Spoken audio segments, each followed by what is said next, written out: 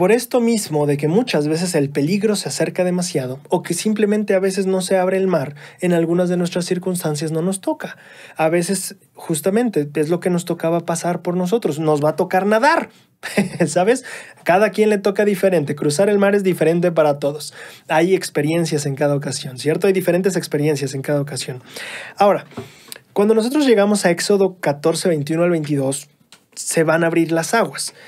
Y extendió Moisés su mano sobre el mar, e hizo Jehová que el mar se retirase por medio de un recio viento oriental toda aquella noche, y secó el mar por en medio, y las aguas quedaron divididas. Entonces los hijos de Israel entraron por en medio del mar en seco, teniendo las aguas como muro a la derecha y a la izquierda. Me llama mucho la atención, nunca había puesto tal vez, sí, tanta atención en esta parte de cuál fue el medio por el cual Dios abrió las aguas. Para mí siempre era como, pues les dijo que se abrieran y se abrieron, ¿no? O sea, no hay más. Pero la Escritura dice que hizo que el mar se retirase por medio de un recio viento oriental. Es decir, y no sé si necesariamente fue la única manera en la que pasó o fue la única manera en la que los que escribieron esta historia sabían o se habían dado cuenta que pasó. Sin embargo, si pensamos en que el viento fue un factor para abrir las aguas, pues no era un viento así muy veraniego para descansar en la playa, ¿verdad? Era un viento bastante fuerte, dice la Escritura, un recio viento. Y entonces me hace preguntar, claro, caminaron en tierra seca, pero eso no significa que el aire estaba tranquilo o que caminaron cual Juan por su casa. Ahí dice que era un recio viento lo que mantenía el agua dividida. Y entonces cuando tú pasabas entre el agua, muy probablemente parte de ese viento también te pegaba a ti. Y cuando he visto, sabes, algunos videos o noticias sobre huracanes y este tipo de vientos súper fuertes de varios cientos de kilómetros por hora, tú te das cuenta que no es un lugar muy cómodo para caminar. Y eso me lleva a la siguiente lección. Los caminos de Dios muchas veces no van a ser los más cómodos de caminar.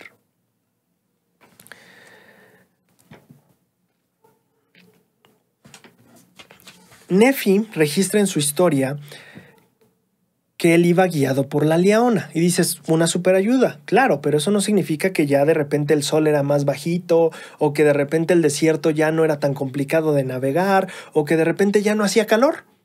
No, nada de eso se menciona en la Escritura. Tenían la leona, tenían la guía de Dios, pero seguían estando en un desierto. Seguían teniendo que cazar comida porque no era que se dieran frutas, ¿verdad? No salían los árboles de manzana, ni salían las peras, no, era un desierto. Iba guiado por el Señor, sí, pero seguía siendo un desierto.